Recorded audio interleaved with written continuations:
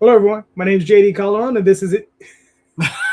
See, I messed it up. This is Advice and Wolves. Ow! This is not the Sunday show that JD was about to announce. This is the Tuesday show where we talk about everybody's issues going on in the industry and we try and work through them without trying to mess up again. Let's just bring them on. Let's just bring him on. There you go. How you doing, Grant? Please introduce yourself. My name's Grant Lankard. I am the creator of many different indie comic book titles. Right now we have Beowulf, Grendel's Curse, number two on Kickstarter. Yeah, check it out. I'm sure you'll put the link in the show notes. Yep. So, Frank, please. Hi. Introduce yourself.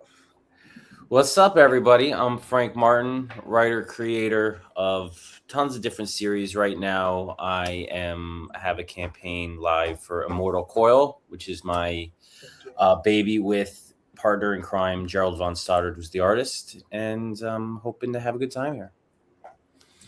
Cool. What's up, Chris? Hey, what's going on? Hey, man. Please introduce yourself. Hi, I'm Chris, super killer commentator. I write and produce books. So I brought them here. I thought we were gonna bring them all together. I thought this was like a little show and tell. So I apologize. That's all right. That's all right. Chris, remain informed. Come on, man. Get it together. I'm sorry. You didn't give me much time, so. Oh, yeah, that's true. I only gave you a week and a half. You know what I'm saying? I need 2 weeks. I'm not that great at shorthand. You've had longer than everybody else. I mean, of course, Grant and Frank have been here a few times. Yeah, I've been there a couple times. No. Actually, I will say I do appreciate you putting me right in front of Frank Martin. Really big fan of his Fourth Wall. Oh, thank you. Yeah, I got that a while back, and I loved it. That was a very fun and challenging book to write, but It seemed like it. I'm glad people are digging it. Very nice. Very nice. All right, cool. All right, Rob, please do your thing. All right, gentlemen, the way this show works is that we are going to talk to each and every one of you one at a time and ask you what the issue is that you are experiencing in the comic book industry. And then we are going to ask clarification questions to try and figure out what you've already done, what you've tried, so that we're not giving you advice that you've already done, because that's just a waste of your time and our time. So we usually do this clockwise. So, Grant, that makes you first, sir. What issue are you currently experiencing? So this is not so much an issue, so much as a philosophical discussion. I would like a theory that I have is that if with the rise of AI, if we lean more into physical media for making comic books, in other words, using stuff like colored pencil, marker, ink on paper, is that going forward, is that going to help comic book creators who, I hope everybody here agrees that going the AI route isn't the right way to go. But I guess that's my question. Do we lean into more physical media? Like going back to traditional media, less digital. Right.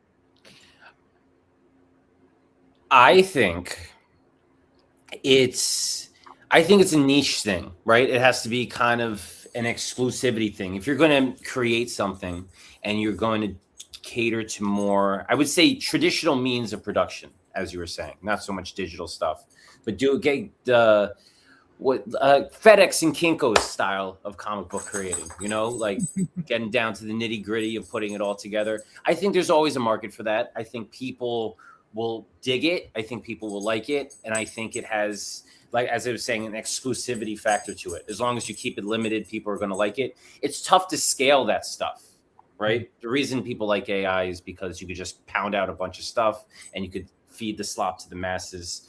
So I do think there's a market for it. I think there's always a market for it. I think people like indie comics in general, which is why they like going into those stores and they see creators doing that stuff where they draw it themselves and then they copy it at Kinko's and then they staple it themselves and they like that homemade feel to it. So that there will always be a market for that.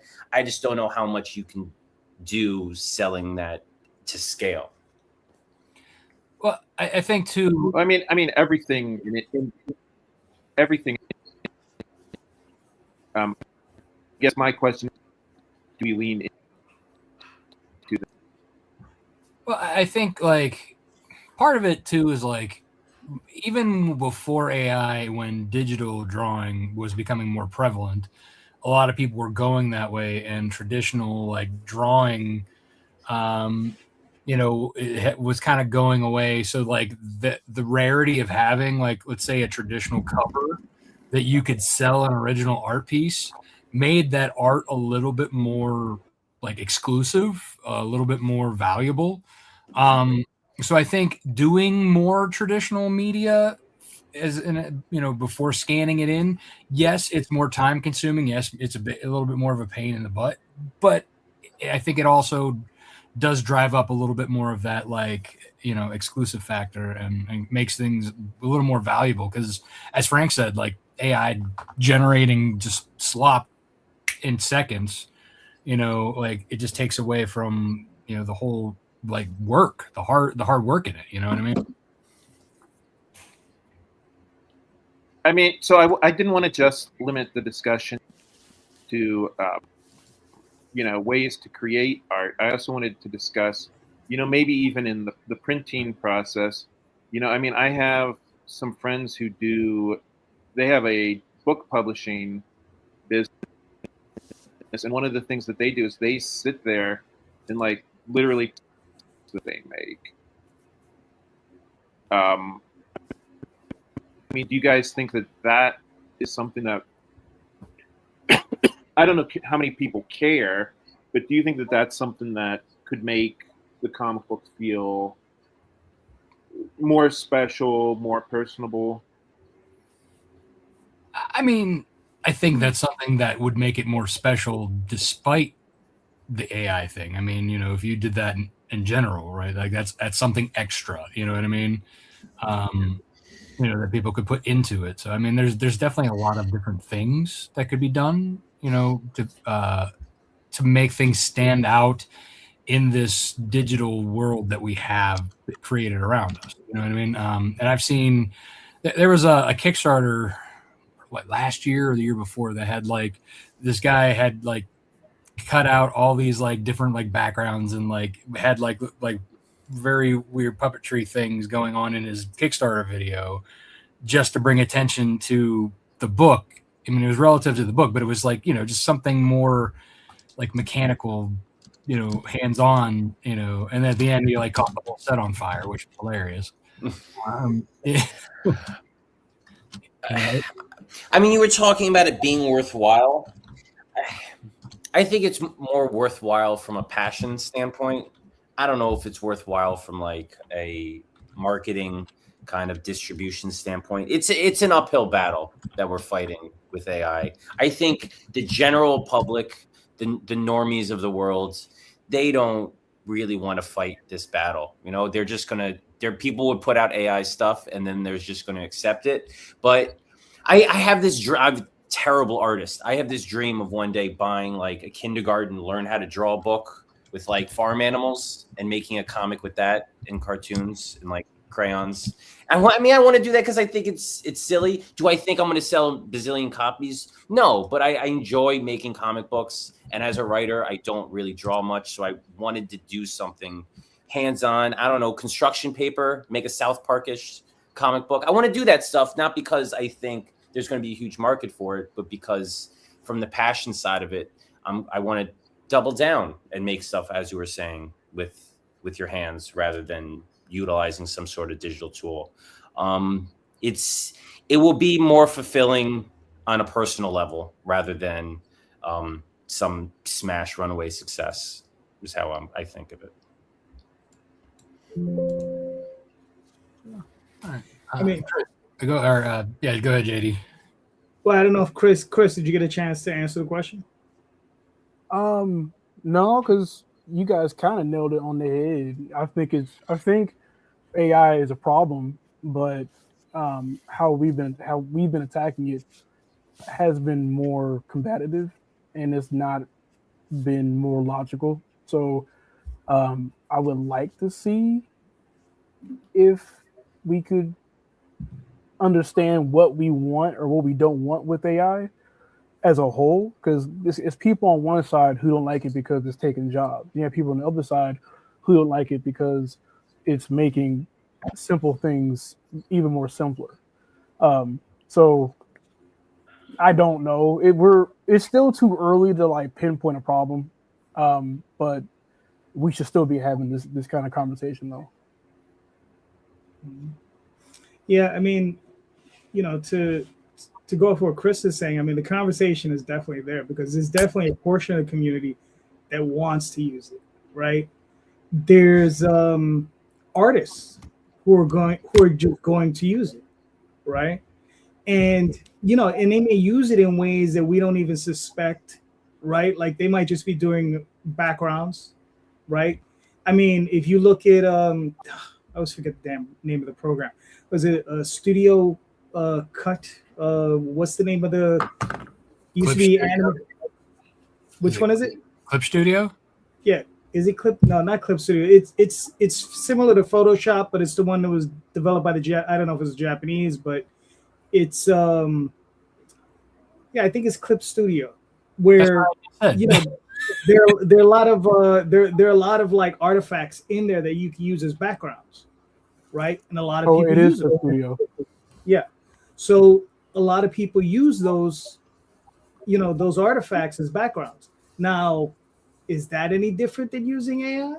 Right? Because they're already there, right? People pull speed lines out of it. They do all kinds of stuff in that program, right? And the thing is here's the thing. Most of us, I would imagine, the youngest of us is maybe in his mid-30s, right? That's me. How are we doing? How are we doing? So Chris is the youngest of us in his mid-30s. Right. Kids who are currently 5, 6, 7, 8 years old, they're going to grow up with this technology, right? And they're going to be utilizing it. Because I guarantee you there's going to be some teacher in that class that, break out your pad and make this little comic book on this program, right? And to them, it's going to become second nature. Right? JD, it's already become a second nature. As an ex-educator, it's already there. It's been there for the last 7 years. We're just getting into. I mean, look at ChatGPT. Like all those kids, like use that for their homework and everything. They use it for basic questions that have nothing to do with anything but their personal interests. It's a. Yeah, they don't Google to use ChatGPT. It's an epidemic. If you give a kid right now a paper and ask them what their favorite color is, they're not going to think about it. They're going to just go plug it into ChatGPT. And I wish I didn't seem like an old head hater that's just like, oh, these kids and they're no. I've worked in the field. I worked in the field for almost 11 years, and I've seen it. It's there. So it's less about the problem and more about how do we turn it into something that's more productive. And from what JD was saying, the manga author for Mujina, you don't have to know what it is.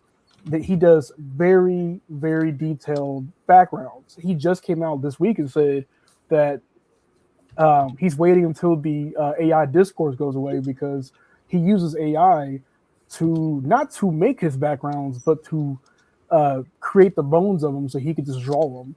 And do it like that. There are so many of these computer programs that will assist in doing like basic line and symmetry that we, once again, going back, we get AI confused with generative AI. So AI good, generative AI is bad, and that's why we gotta have that conversation.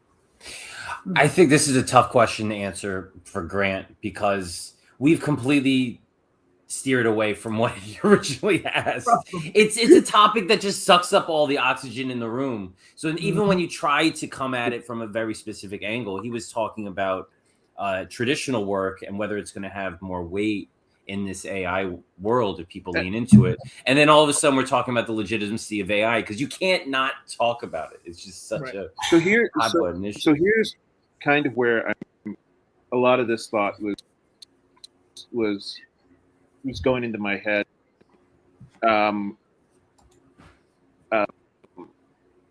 The increase of people buying vinyl is kind of what saved the music industry.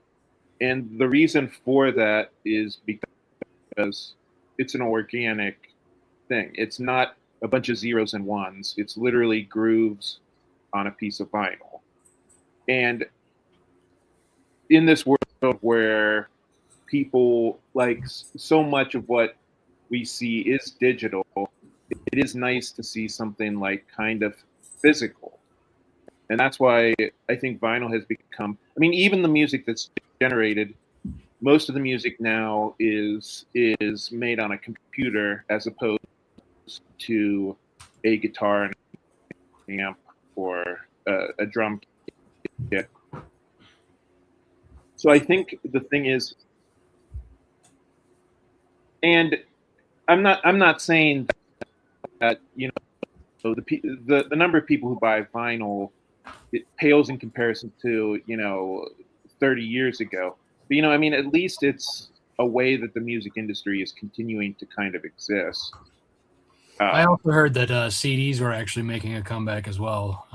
Over the last year, there's been an increase in CD sale. But I think that attests to a lot of, like, the people feeling that they can't own something that's digital. And that's like what we see in, like, the video game industry, right? Now, basically, Sony and Xbox are saying, oh, well, you're going to buy our game, but you don't actually own it. Once we pull it from the network, you don't get to play it anymore, even though you paid the same amount as if you had a physical cartridge. You know? Yeah, that's a tough analogy to make because the vinyl comparison is the physical product, right? It's not the creation of the tool itself.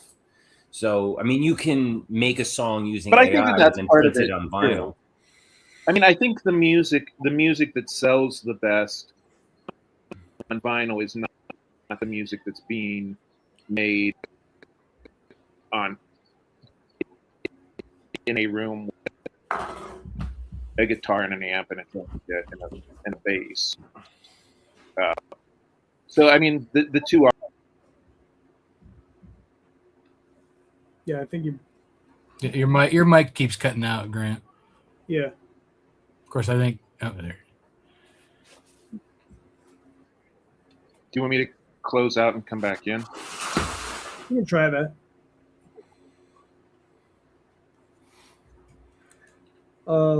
Yeah, Frank, I agree that one is not mutually exclusive. Like, you could put anything recorded on a vinyl, you know. It's just the process of the production. I had this conversation with Chuck Pino the other day where it just dawned on me. So a lot of my music, the new music I listen to, I'm fed to from Pandora, right? Whatever their algorithm comes up with, the autoplay, they send me music. And I've listened to some artists and I've kind of found some tracks that I'm really into. I have no idea who these people are. I've never seen them anywhere. They just feed me and I see their name and I'm like, oh, let me listen to some music. And if it suddenly came out that this person that I liked for the last 6 months that I've been listening to isn't a real person, that it's completely fake and AI generated music top to bottom, how would I feel about that? It's kind of it's a situation, a real situation we could find ourselves in. And so I didn't really have a real question, but it dawned on me. And I'm like, this might not be a real person that I'm listening to. Well, you know, they're not going on tour. Yeah. They might. That's the weird thing. They might. Why not?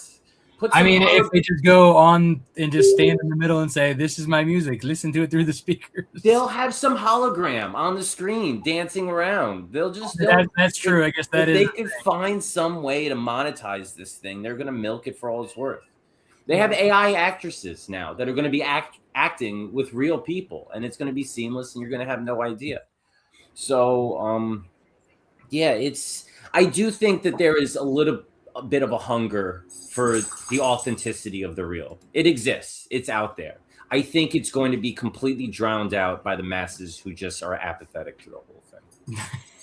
No way AI is competing with Hootie and the Blowfish. Yeah. I mean, I would have used Queen myself, but okay. Hootie and the Blowfish is fine. Different times, but they both are good. Don't knock Hootie. Yes, they're both active. Or should No, say- I like Hootie. Don't get me wrong. Yeah, I don't like knock Darius Rucker. No. Yeah. I just have preferences. That's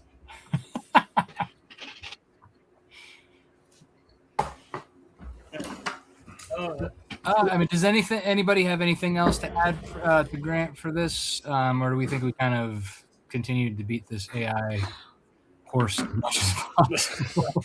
unless you want to dedicate the whole show to it for the next 3 hours. I mean, you know, so because I mean we could just talk about it. But yeah, unfortunately, yeah. But who the hell is this guy? Who's the Lego twins? There you go. That's for a shout out. Okay. Uh-huh.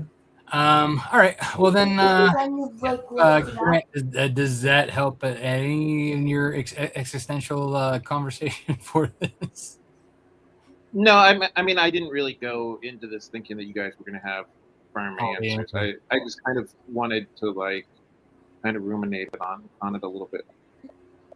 Wait, roll that back up. I look like a who? What? You just had it highlighted. I look like a young Darius. I don't know. Is it this one? No, it says, lighten up, Chris. You look identical to a young Darius. What? Darius Rucker. You saying you look like Hootie? Oh no, I get it, but what? JD, is that why you invited me out here? No. Listen, here's the one thing you can rest assured on. I don't know. I'm very bad at names and faces. I don't even know who Darius Rucker is. Or Rucker. It's Hootie. Don't let him Is it lie to Hootie? y'all. He knows who that is. I know who Hootie and the Blowfish is. Darius Like, Rucker. I don't know the name. It's not his real name. Hootie is not his name. Pay attention to these things. I read comics for I'm trying to pay attention to Alan Moore, Neil Gaiman, and Warren Ellis and people like that. You go outside every day. You were outside. Remember, you were making comics when I was born. Yeah, So you know who that is.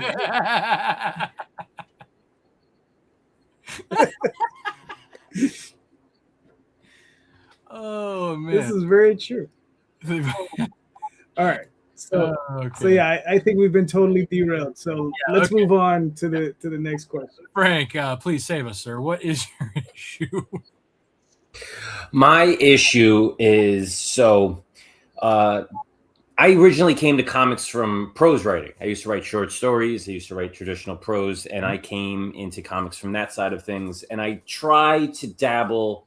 I try to find ways to merge the two. Like I'll make a comic universe, and then I'll write a short story within that universe. And my question is finding different avenues to utilize these short stories. And I've done them in different ways. Like I've offered them as add-ons on Kickstarter, lead magnets, maybe like an early bird bonus.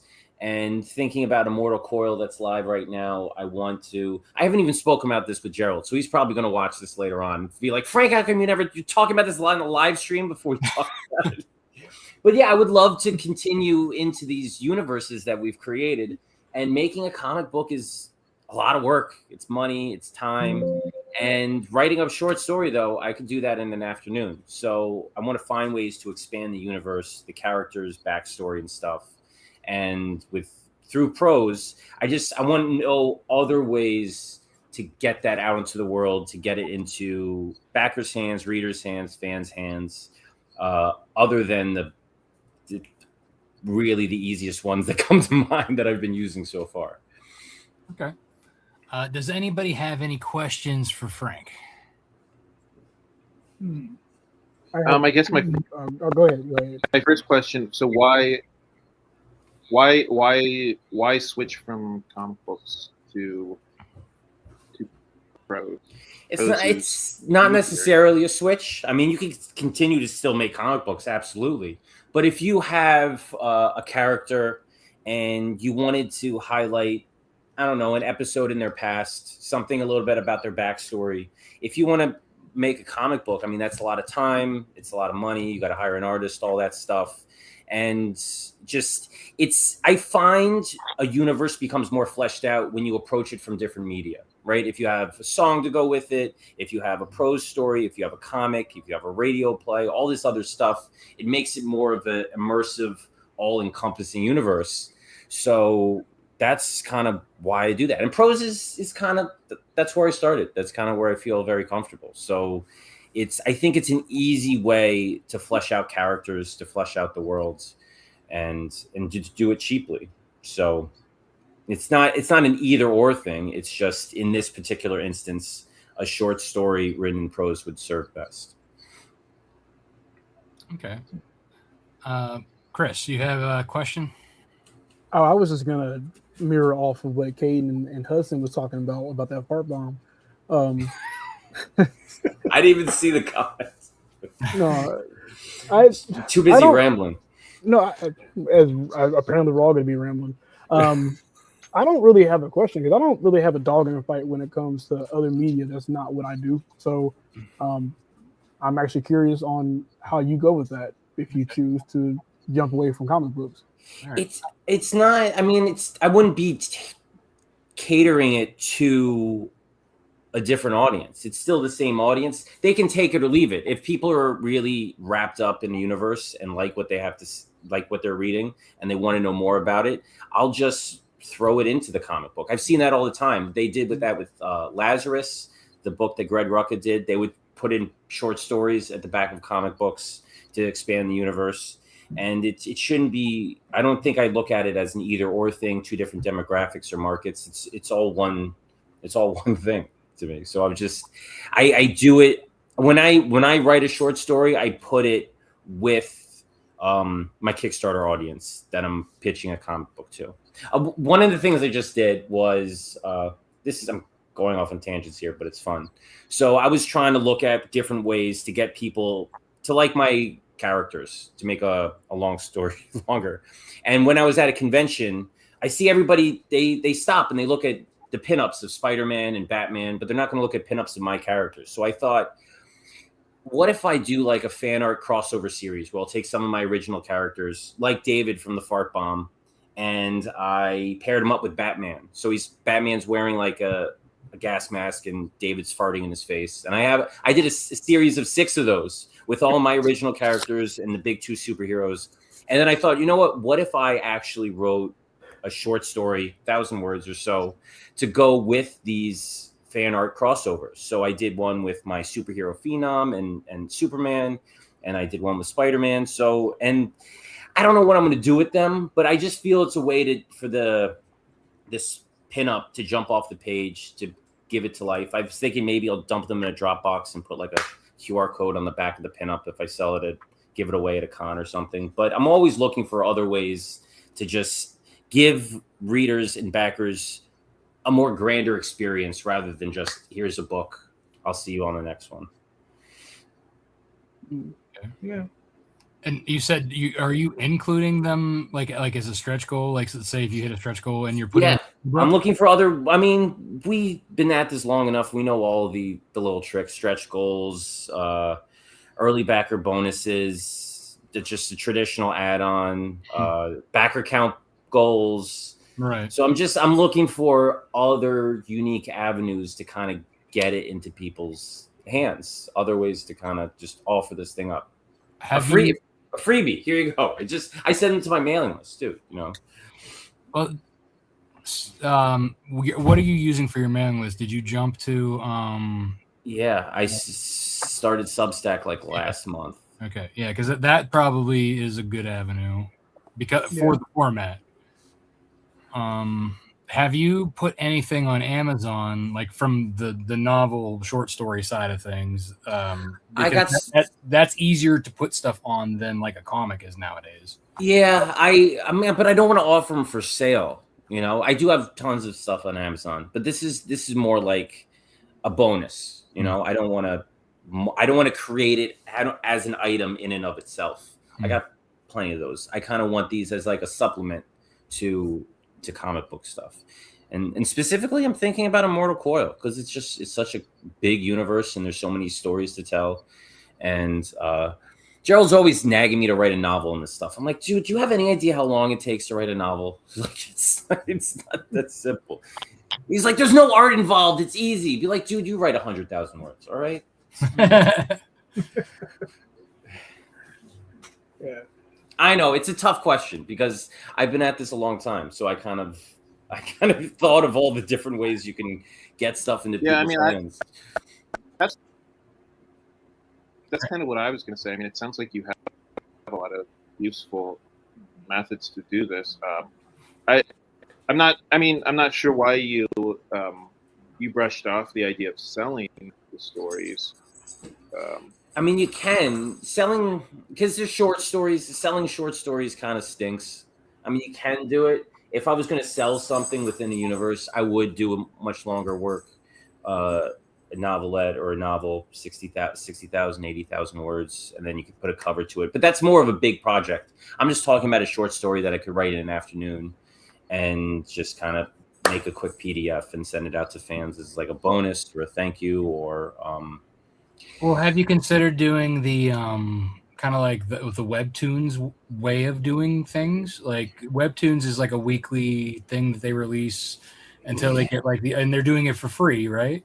Yeah. And then they collect it into an actual comic and then put it on Kickstarter to sell. So you could do that to have a collection of short stories that then you would then either release on Amazon or Kickstarter. Yeah, it's not a bad idea to do it that way. You would have to do something unique where it's not just the product in of itself. You would have to find a way to like make it a game where you break it up and they have to decode the story. Maybe, I don't know. I'm just kind of.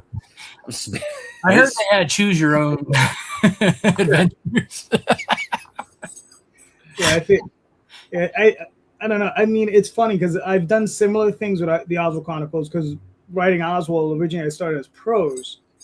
And what I've done with some of the stuff that I've translated, I would print the prose with the comic, right? Yeah. And then, so people can compare them because I always make changes and, there's stuff that I edit out. That's a good approach. Like just a straight adaptation of the story, kind of like a novelization like they do for film and stuff. Right. Yeah, and you can then supplement with your short stories, increasing. Exactly. Isn't that what Daphne kind of does? Like she has expanded upon her universe, Ego Raven, at it's a bigger world that she can't just put into a comic panel. Right. Yeah. So she's done it. I've done it. The other thing that I do is when I print up trades, I'll sometimes have as an extension, I'll extend the book another 40 pages and I'll put in a bunch of prose, and then, I'll do it that way. I mean, you might want to consider, I don't know if it's part of that universe, give them a beefier book, just tack on a few more bucks. Throwing it in the back of a trade is definitely a good one. Well, that's something that Tyler James did with the Wailing Blade trade paperback. He invited others to write short stories, and then I was one of them. And then he paired us up with a cover artist who did a pinup of each story in the back of the book. So that was like an extending, his world. Well, I guess it would be Joel Mulvey and Richard Dueck's world of the Wailing Blade. That's something you could consider too, is like each short story would have its own pinup to go along with it in the collected edition. Yeah, it's not a bad idea. That would be cool. Gerald's always looking for a good excuse to do a pinup. Anything that does involve sequentials, he likes to. That sounds like a cover artist. Yeah. Anytime they can get away from us. No, but this is good to just kind of talk about and just kind of figure it out because I like doing it. It's a good way to because we love our universes and we want to blow them up and make them so big. It's just comics is so time consuming and so resource heavy that it's hard to do that with the speed sometimes that you want. Oh, I know. There's so many ideas we all have that we just want to pick out and put out there as quickly as possible. But here we are decades later, still on, issue. What are we on? Right. Listen, a lot. I think what is it? Not Lotto. The other one, Powerball is up to 707 million. So try that. And then you're a statistic in an Alanis Morissette song when you die in a plane crash after you win. Probably. No, he's not allowed to recognize her and not Darius Rucker. So no, not at all. Not at all. I mean, same time. Same exact They time. both were on the radio at the same time. You were outside with your Crystal Pepsi. There you go. Oh, it did not All taste like Pepsi. I don't care what anybody says. Garbage. Oh man, Frank, did we answer your question, sir? No. But it did the brain to start stewing and start thinking of what I wanted to do and stuff. So it's not an easy question. It's one of those things where people are like, where can I promote my Kickstarter? I need some new place. And like, dude, everybody's beat the places. Everybody knows the places. You got to find the place that nobody can think of. That's the whole point of the thing. Yeah. If everybody knew, if somebody else had the answer, they're already doing it. Not everybody could strike gold and then clean that out before everybody else finds out there's gold there. Exactly.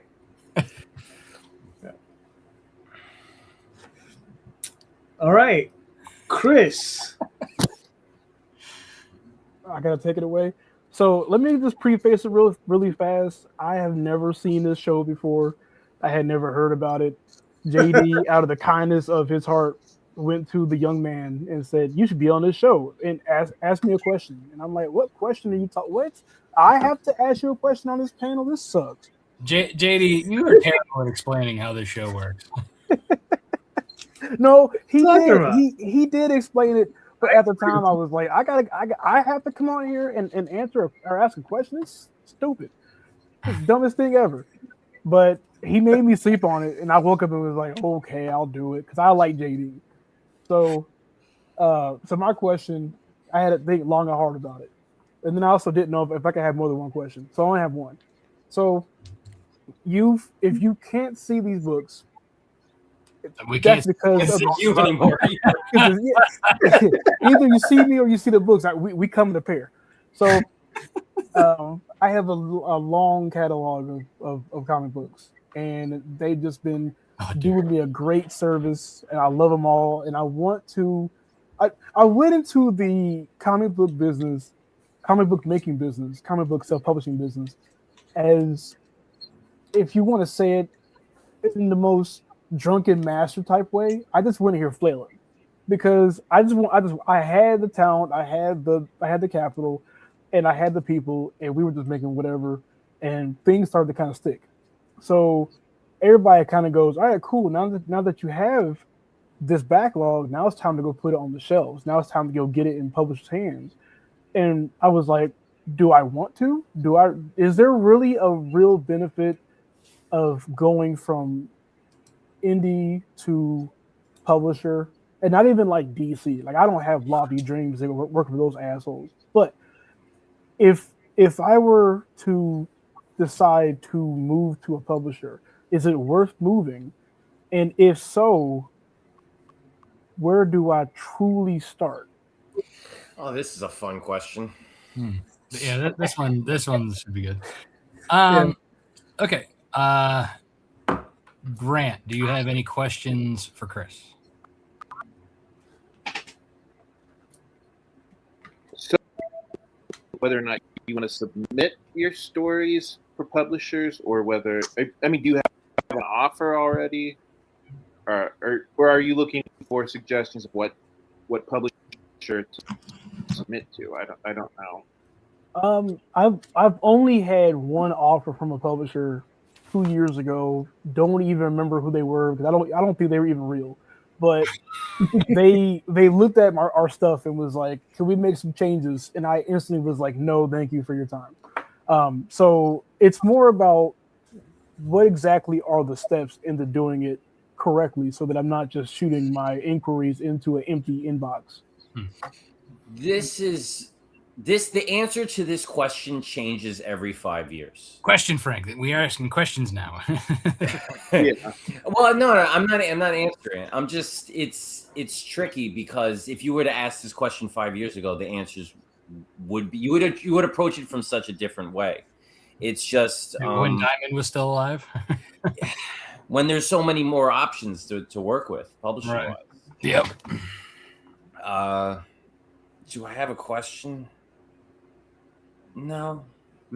I was about to answer it, and then we can't help him. He can't ask questions.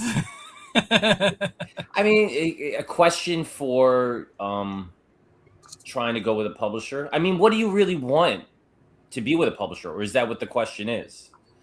See, that's actually one of the questions that that's why I start off with was like, is it worth it? Because to me, I think a publisher is somebody who does the legwork for you. But there we go. That's why I'm asking the question. Not true, Rob. It depends on what legwork you're talking about. Well, that's very true, Frank. That is very true. It depends on the legwork. Well, it's more okay. So maybe that's like the misterm. Who knows? That's why we're here. But it's more about is a publisher going to do my job better than me? What's your job? Which part of your job? Which publisher you're talking about? The publisher is not going to do the heavy lifting when it comes to promoting, because that's the big thing that I hear from people.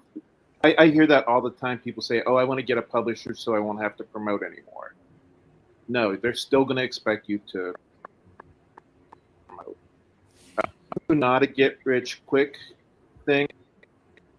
It's not something to do just because you don't want to do a Kickstarter. You're probably still going to have to do a Kickstarter. That's why I'm saying that there's no simple yes or no answer to should I get a publisher. Part of it depends on which publisher you're talking about. Well, I think part of it depends on what you're looking for. Yeah. So I think we could probably, since this is this is all new to him, and so the questions at this point we probably just give him the advice like Grant was. And Frank, as you said, 5 years ago things are different now than they are now, and I'm sure, and I know you and Gerald had approached publishers.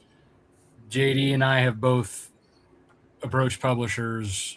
I've signed with one for different reasons, and they all have their kind of different things that they have benefits, but it's not always what you think the benefit is. So, Frank, what is your current experience with publishers, and what do you think the advantages are versus the cons for Chris?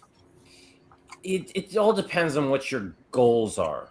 Like what you really want to accomplish. If you want to get your comic into comic shops, it will be easier with a publisher. If you're trying to do it yourself, it's going to be harder. That doesn't mean it's not possible, but publishers getting into a distributor is harder without. Yes. So being with a publisher is merely a gateway to putting your book on more shelves, but you do lose a lot. In certain instances, you might need to pay out of pocket for certain things. In other instances, you might need to give up a certain amount of rights. In other instances, you might just never see a single cent from accomplishing that. So it's a trade-off. And the key is to whatever deal you go into, whatever arrangement you have with a publisher, you need to do that with eyes open. Because a lot of the horror stories you hear about, it's because people thought that they were going to do one thing and it ended up being a completely different thing. Because for whatever reason, they didn't realize. Publishers are rarely going to try to backdoor you. They're usually very upfront about how much they're going to screw you.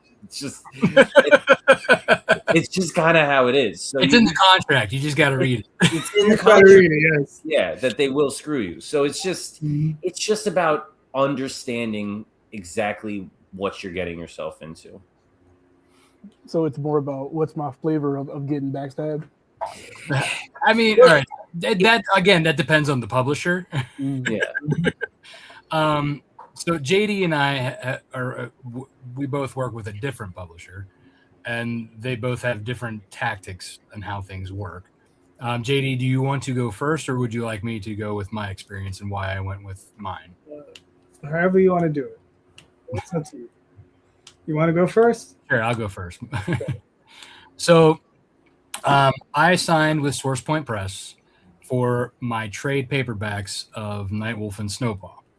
The reason being is because I see it as a marketing tool getting into the retail space. Do I see myself making money off this? No, I don't. Do I see myself getting more eyeballs on my books? Yes, I do. When it comes to my Kickstarters, my idea is that the more eyeballs in the world that I can't reach from Kickstarter looking at my stuff will hopefully like return on my investment that way, or give me notoriety to then maybe become a guest at cons, which has already kind of started paying off, even though my first book isn't even in the bookstores yet. It's just that SourcePoint has given me guest spots where they're going to be at. So that's one thing is helping getting into different Comic Cons as a guest spot, a little bit more notoriety. But the trade-off is with SourcePoint, I have to print each unit myself. So I include that in my Kickstarters to help pay for that. Or if it was already launched before, as far as like volume 1 and volume 2 of Nightwolf were already printed. So I'm going back to print to put SourcePoint's logo on it. And I'm shaving out the Kickstarter extras as well, so that keeps my Kickstarter versions different for my backers. But again, that's out of my pocket that I'm probably not going to see. And even if I do, it's not going to be probably the whole investment. Again, for me, it's a marketing tool. It's a write-off. That's how the retail space is. Plus trades, you're actually getting a better profit margin when it comes to, even if you're only getting like, let's say 25% back of that, because look at it this way, when you're going into the retail space, a book, you have to give wholesale to a retailer. So they're taking half the cut there. Then you have your distributor who's taking a cut. Then your split cut with your publisher, like with SourcePoint, the gross is like 50-50. So that means I'm probably only getting like 25% of that back, which is basically just paying for the book. Again, that is what it is. It's all marketing. It's all write-off. But that's, in my mind, like I said, I'm getting out there, and that's, the trade-off. JD, so what, with your experience, again, it's a different publisher, different tactics. Yeah. I wish you would have talked to me before you signed that deal. I mean, because there are ways you could have worked it where maybe it would have been a little bit more profitable for you that the publisher himself would have probably been open to. But that's a whole other conversation.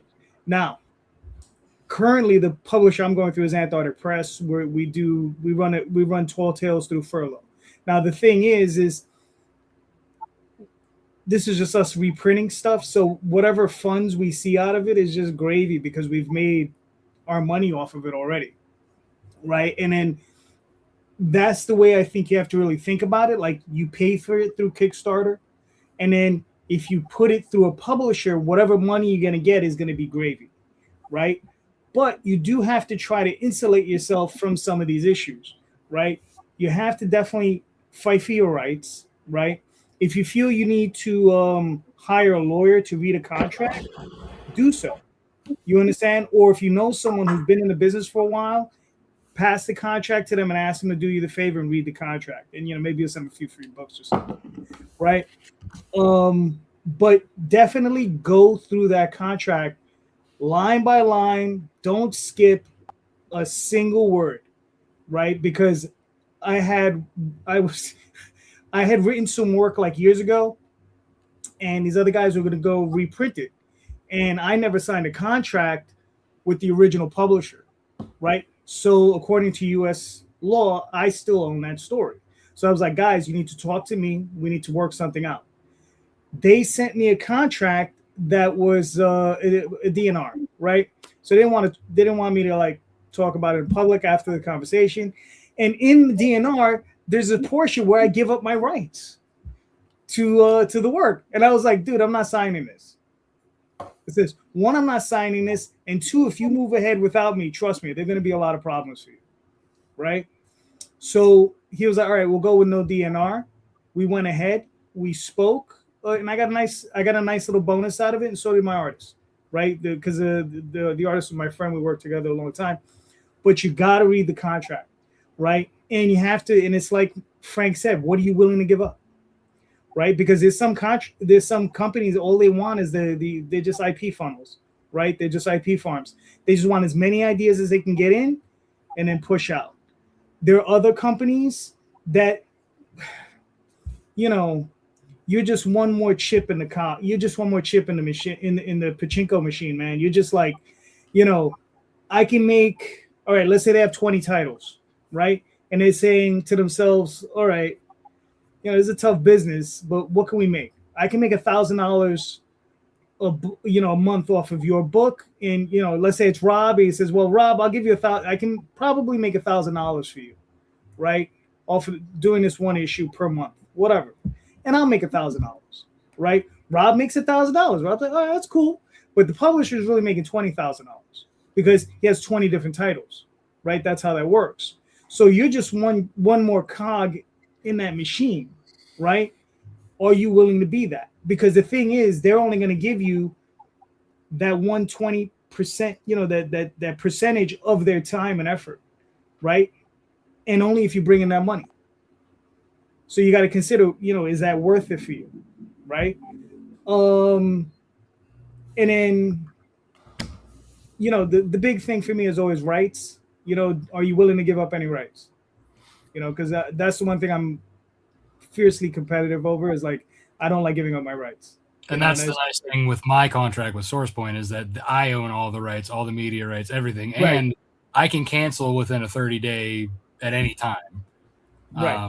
It just, again, that's something you want to make sure if you're very like protective of your stuff that you make sure that's legit. Yeah. And I mean, like with Ben and AP, I put my stuff out to them. They don't claim anything. If you want to walk away, you can walk away at any time. You make a few bucks, but that's what it is. You're only going to make a few bucks. You're not going to make a lot of money. You're not going to make a killing. Because unfortunately, the market is designed to hold us down. It's designed, for Marvel and DC to make a lot of money, for Image to make a lot of money, right? But it's not really designed for us to make a lot of money. I've been doing this a long time. And I mean, when I started, we had 14 different distributors. You could, as an independent publisher, you could go out there. I mean, we went out there as kids. I was 18 years old and I was selling 5,000-6,000 copies out the gate. Nobody knew who we were. Boom. 5,000-6,000 copies. Yeah, that's unheard of today, even for today, most bigger names. Right. And people know you're right. I mean, and that's crazy. And if you worked at it, you could probably build up to 10,000-20,000 copies.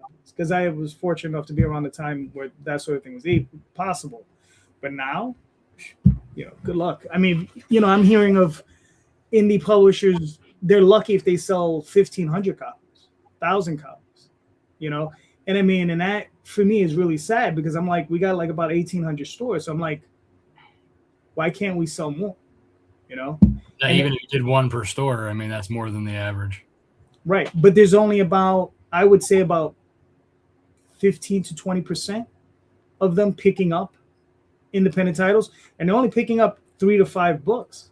Whereas when I started, they were at minimum picking up 10. It's also a huge perception issue because when you approach a store and you say, do you carry indie comics? They'll be like, yeah, absolutely. We got Image and IDW and we got Dark Horse, all the great indies. Exactly. Yeah. Right.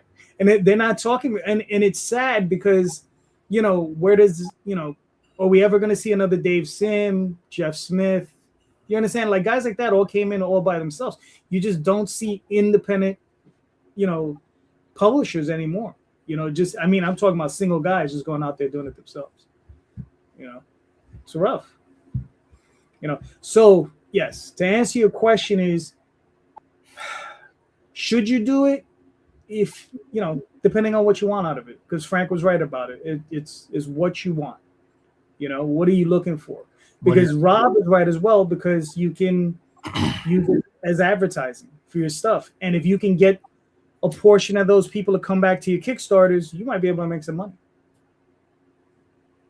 Okay, I got that was answered. You know. Understood. Because 1 out of 3 ain't bad. There you go. Sorry, man. Sorry. You know. But listen, I want to get in the market myself as well, so it's rough, you know.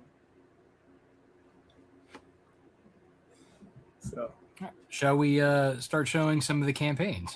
Nah, No? I'm not doing a campaign today. No, I'm only joking. Okay, well, you know, it was great seeing y'all. Okay. All right. You know what? Just for that, who's going first? I don't even know who's this is. All right, we'll do Immortal Coils first. But Grant, I didn't see one for you though. I didn't send it. No. Daddy, if I wake up early enough. I don't see it in. Oh wait, yeah, it's in there. Great. Yeah, his is in the private chat. Oh, okay. Frank, do me a favor. Start. What are we looking at? What are we looking at? We're looking at the campaign page for Immortal Coil, issue number 4 of 5, the penultimate issue before our big climax, which we hope to launch, I think, at the end of the year. I think is when we're going to finish it all up. But now we're on issue 4. Immortal Coil is a series that started with Gerald von Stoddard. He kickstarted the first and second issues without me, and he was the writer and artist. And then halfway through issue 2, he realized he was stuck and he needed some help. And we had worked on a bunch of stuff together in the past, so he asked me to come on board. And I gladly said yes, because it's a lot of fun. It's a mashup of eldritch horror, Lovecraftian monsters and stuff, and a twist on classic Norse mythology. So it's a little bit of a combination of the two. And it's an extremely cool story about Loki taking revenge on Odin and his grandkids for kind of screwing him over thousands of years ago. And he decides to trigger a Lovecraftian apocalypse to make them pay for what they did. And it's very dark. We were originally calling it a horror series, but over time we were like, this is more of a dark fantasy series. But it's a little bit of everything. You know, that's what I love about creating comics is I try to blend genres a lot, and you just kind of do it subconsciously. You're not even trying. So it has elements of so much stuff. It's got kind of superhero action scenes in it. It's got crazy horror with tentacle monsters coming out of people's mouths. And it's got classic Norse mythology stuff, like the World Tree and seeing Odin in action with his ravens. So it's been a lot of fun. And I kind of describe it as a roller coaster of just mayhem and carnage all the way around. Very nice. Very nice. So this is issue 4. Is there an issue 5 and that's the end of the series, or is it continuing? I think we're calling it the end of an arc. We want to keep it going, but like I was saying before, it's tough to make all of the comics. You know, Gerald and I have so many ideas. We want to explore other issues, other series, but this is such a huge universe that he created. Originally, he didn't have anything kind of outlined or plotted out. So when I first came on board, he was like, the first arc is going to be 12 issues long. And I said, you're going to be doing this for a long time. I don't think that's going to happen. So I can attest to that. Yeah. So I kind of condensed it a lot. I tossed out a lot of stuff because we didn't have time to fit it in. So there's so many ideas. I would love to keep this going forever. And maybe at some point we'll be able to have an ongoing Immortal Coil issue and reach issue number 50, because there's just so much backstory and so much to do that it's a shame that we're not going to get it all, but I'm really cramming as much story as I can into these 5 issues, and and it's pretty wild. I can't wait for people to see it. All right, very nice. So you got 14 days to go. You blew by your goal. 114 backers. You're well on your way, man. Great. It's a great looking book. I mean, you guys are doing good work. Campaign, huh? Thank you. I appreciate it. They just launched yesterday, right? So it's a 15-day campaign, short run. Oh, Yeah, something like that. Trim out the fat of the dead zone. A 2-day campaign, start and end. You don't need more than that. People have done it. I mean, people have argued it. Yeah. This looks incredible, man. Good job. Thanks. All right, cool. All right, let's get Mr. Lankard up there. Beowulf. Yeah, Beowulf, Grendel's Curse, #2. This is issue 2 of a 3-part story. And yeah, we've got some great covers. This one in particular, I really like. Well, yeah, this one I really like. But in this issue, Beowulf goes up against his biggest villain, or is he a villain? You'll find that out in the comic book. But yeah, in last issue he went up against Grendel's mother, which it's showing right there, and in this issue he's going up against Grendel. It cuts between Middle Ages and current day.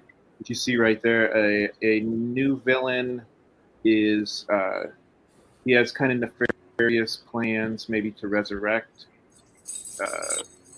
Beowulf's villain Grendel. Is that a dog making that noise? Yeah, shaking her collar.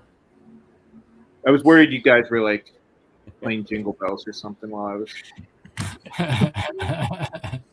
No. Christmas in July. There you go. So, Grant, this is issue 2 of how many issues in the arc? 3 issues. 3 issues. Oh, okay, cool. Very nice. And I mean, obviously, you've done the first arc. This is the second arc. How do you envision doing more arcs after this? Is this ongoing, or do you have an ending in mind at some point? I mean, I would like to do what I would really like to do is I would like to team up different characters of mine that I have. That's probably going to be next. But yeah, I definitely like doing. I would actually like to do. I mean, because the story involves reincarnation, I'd like to do stories, throughout time. Mm-hmm. Gotcha. Now I know you're the artist on the book as well, right? I do the inks and some of the colors. Okay. So all right. So you're not penciling. Right. I'm not. I do everything but penciling, basically. Gotcha. Now, because of that, like, you have somebody penciling, you're inking, you're coloring, or doing partial colors. How much time does that take you to do a single issue? Because I'm like curious. About 3 months. About 3 4 months. months. Okay. That's not bad, actually. Yeah, it's not bad, but because I imagine you work a full-time job, so. Yeah. Mm-hmm. All right, cool. So I mean, I don't have too many hobbies. Well, this is it. Yeah. You got this, your wife or your cat, man. That's it. It's enough hobbies. All right, cool, man. I mean, and beyond this, you said you're looking to do some crossovers with your other characters? Yeah. I'd like Beowulf to meet up with Sasquatch or maybe some of the other cryptids that, I do a cryptid comic book. I have some ideas for that. I haven't sat down and written the script yet, but I definitely have ideas for that. Some ideas. All right, cool. Well, yeah. I mean, you're about 75% there. You got another 22 days to go. You're well on your way. I mean, it's a good looking book. A lot of fun. You have, you're gonna keep doing it. It's awesome. All right, cool. So everybody, go buy a book. By Beowulf. Yeah, thanks, guys. And then There is this guy. There you go. This guy. Chris. This guy. Yeah. Listen, man. Talk to me. What are we looking at? We're looking at Kill the Idol, Save the Girl, which is our first ever superhero comic, superhero Western comic, about a young lady who 10 years prior witnessed the death of her parents at the hands of a mysterious event. 10 years later, this mysterious event has came and went, and society has now turned their focus to a new superhero. So somebody who has jaded on the mysterious now has to live in a world where the mysterious is being heralded as a hero. So without saying too much of the story, somebody has already read it prior to me and told me that it has a The Boys feel, which I've never finished The Boys, so I don't know what that means. I hope that's good. Don't know. But if you like, what's the Omni-Man story right now? Invincible. See, that's how out of the way I really am. I don't remember any of this stuff. But if you, from this is what I've been told from early readers, if you like Invincible and you like the Watchmen type stories, you would like this book. This book puts heroes in a light of how much of a savior can they really be in the eyes of somebody who doesn't believe in them. So it's a very short series. This is book one.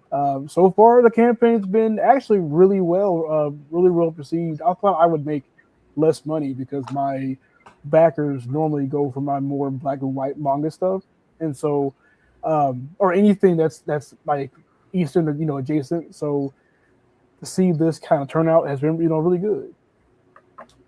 All right, cool. Now, in this particular arc, how many issues are you looking to do? For this one, we're looking at 4. 4 issues? Okay, cool.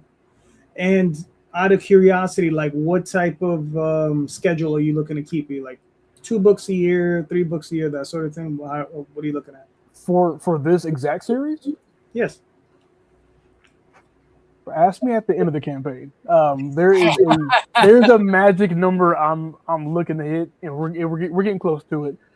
Realistically, because I have so many, as you're scrolling over them, I have so many other stories that I need to crack out. One of them is Good Blood Money, which is right there. 2's coming out soon, but I want to say at least a book a year. If the turnout is what I'm looking for, I might do 2 a year. But for right now, this one's just going to be 1 a year.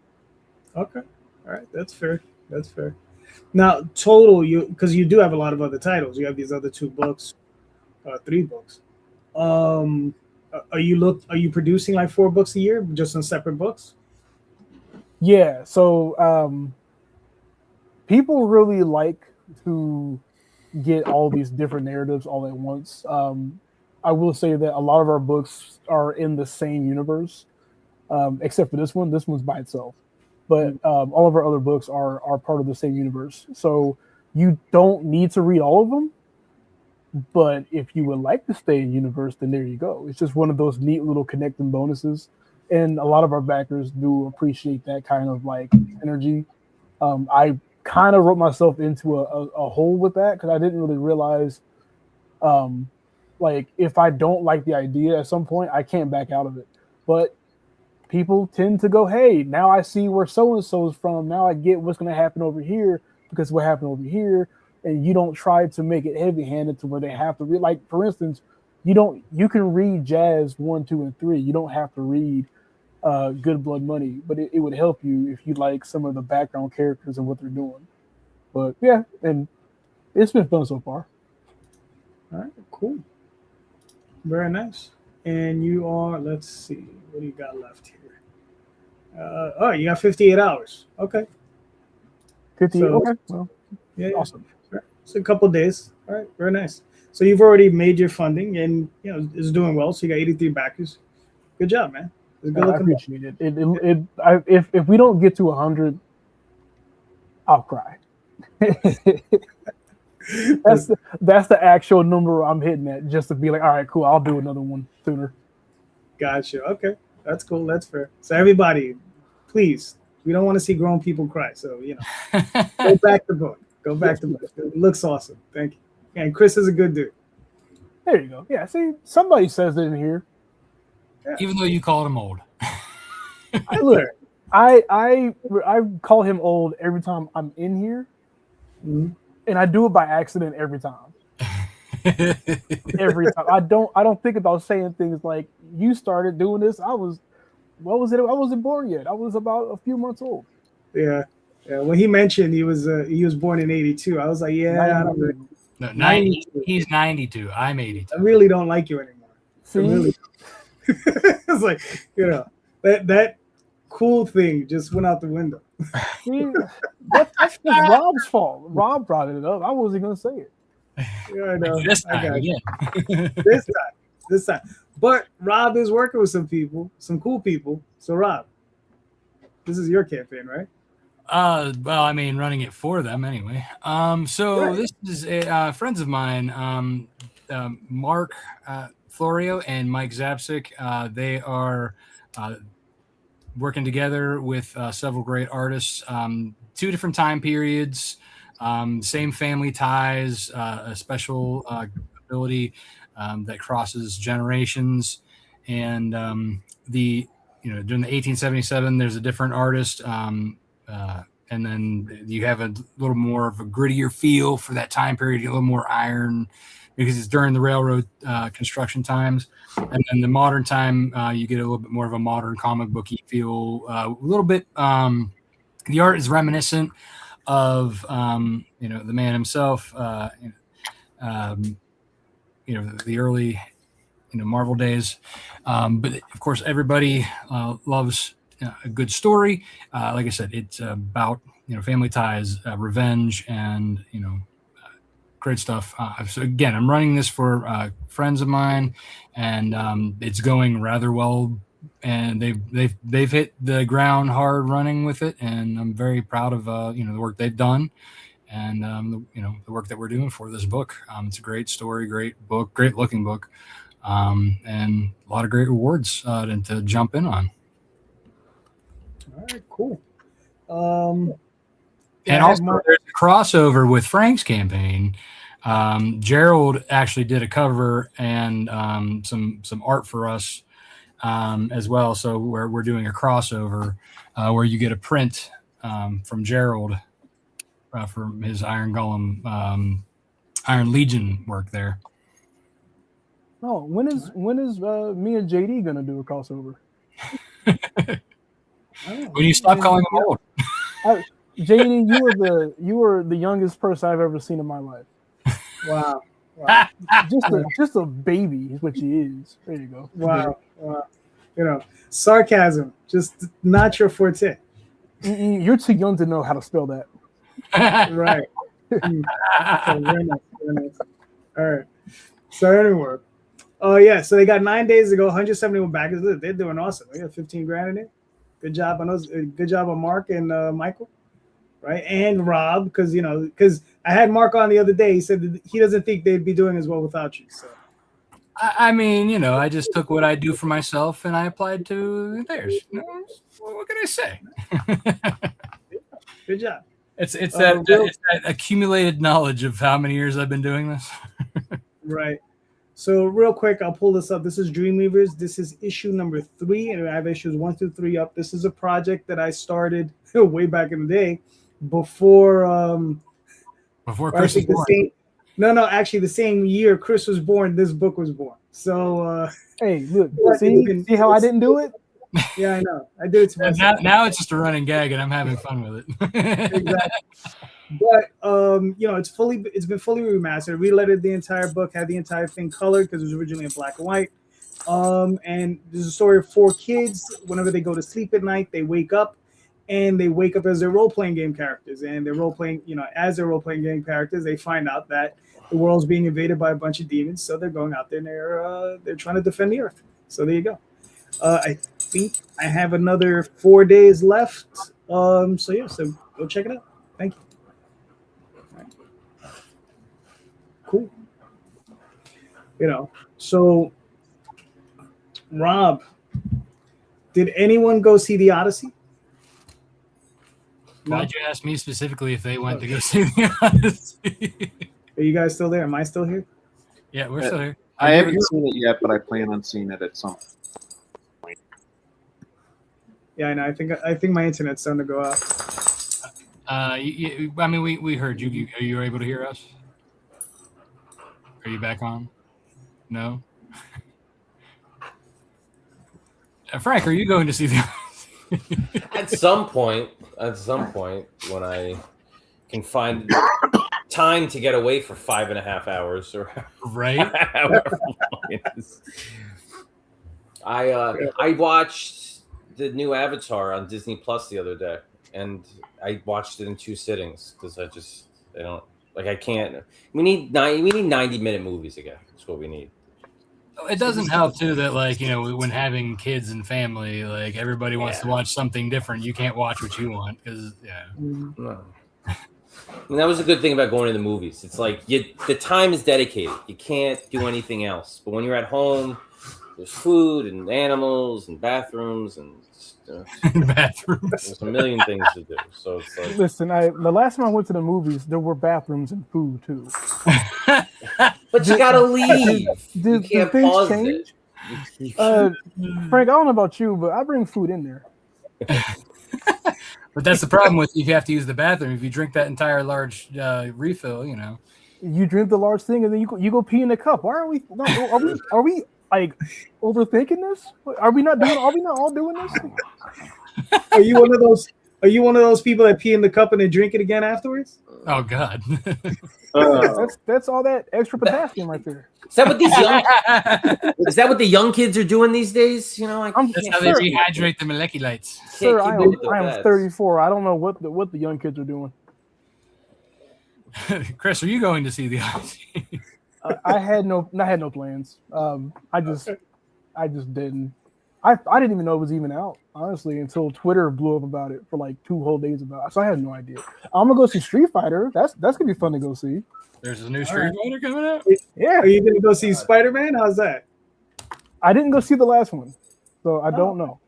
And that's one that I can get my kids to agree on. Well, at least the 2 boys, anyway. Oh no, I would like to get back to being excited for superhero movies. I think I'm just one of those. I'm not mad about them. I'm just tired. Well, see, I'm with you. Spider-Man's probably the only one that I'm gonna go into the theater to see. Doomsday, I am definitely not going to the theater. Yeah. Well, you know what? Maybe I might go if I take my nephew. Then I can say I'm taking my nephew, but it's just for me. So yeah, I'll do that. I feel like nowadays you have to go just to not have the movie spoiled for you. Oh, I don't care anymore. The Fantastic Four movie got spoiled for me, and I just sat there and was like, "Oh darn, shucks." the trailer already did it enough for me, I guess. Oh, wow. I don't watch trailers. I don't watch any of them.